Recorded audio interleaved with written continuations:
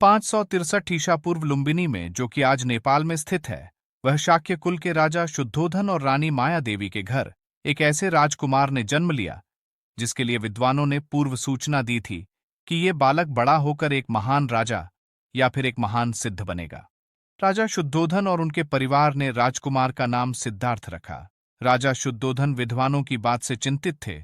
उन्होंने संत बनने से रोकने और एक महान राजा बनाने के लिए सिद्धार्थ को कभी महल से बाहर जाने ही नहीं दिया और उन्होंने अपने बेटे को एक महान राजा बनाने के लिए हर एक शिक्षा दी। वक्त बीतता गया, सिद्धार्थ बड़े होते गए।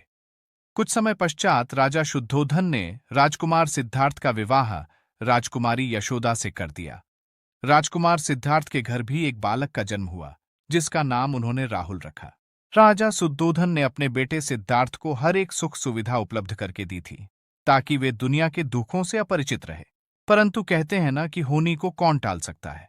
29 साल की उम्र में सिद्धार्थ ने यह तय किया कि वो आज महल से बाहर जाएंगे और अपने राज्य का विहार करेंगे। 29 सालों में पहली बार सिद्धार्थ ने महल के बाहर कदम रखा। यही वो दिन था जिस दिन से एक कुशल राजकुमार के एक महान सिद्ध पुरुष बनने के सफर की शुरुआत हुई।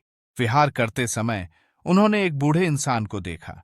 उन्होंने सारथी से पूछा, इंसान की प्रकृति आसी क्यों है? सारथी ने उत्तर दिया, सभी लोग अपने जीवन में बूढ़े होते हैं। तब सिद्धार्थ को पहली बार पता चला कि इंसान बूढ़ा भी होता है। थोड़ा आगे चलने के बाद उन्हें एक बीमार व्यक्ति दिखा।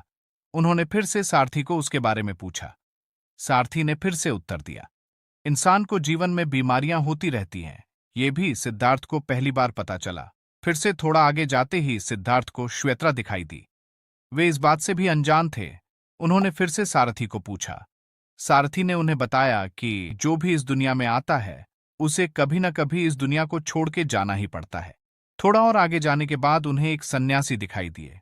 उन्होंने सारथी को सन्यासी के बारे में पूछा। सारथी ने बताया, ये एक सन्यासी है। जब कोई इंसान दुनिया की सुख सुविधाएं त्याग देता है तब वह सन्यासी कहलाता है। इस समय तक सिद्धार्थ जीवन के दुखों से परिचित हो चुके थे। वे सोचने लगे, जब इंसान को इस दुनिया में आके दुख ही सहना है तो इस वैभव का क्या अर्थ। उन्होंने अपने वैभवशाली जीवन को त्याग दिया और अपना वैभवशाली जीवन छोड़ जंगल में एक तपस्वी का जीवन जीने चले गए। उनकी मुलाकात कई तपस्वियों से हुई। उन्होंने तपस्वियों का मार्गदर्शन भी लिया, परंतु सिद्धार्थ जो जानना चाहते थे वो उन्हें नहीं मिल पा रहा था। एक दिन वे पीपल के वृक्ष के नीचे बैठे और कड़ी तपस्या की और वैशाख पूर्णिमा के दिन उन्हें तपस्या का फल मिला और उन्हें उनके प्रश्नों के उत्तर मिल गए।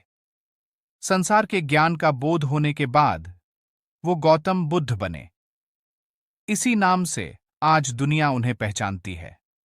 उसी वृक्ष के नीचे उन्होंने धर्म के स्वरूप का चिंतन किया और वे धर्म का प्रचार करने निकल पड़े जो आज बुद्ध धर्म कहलाता है।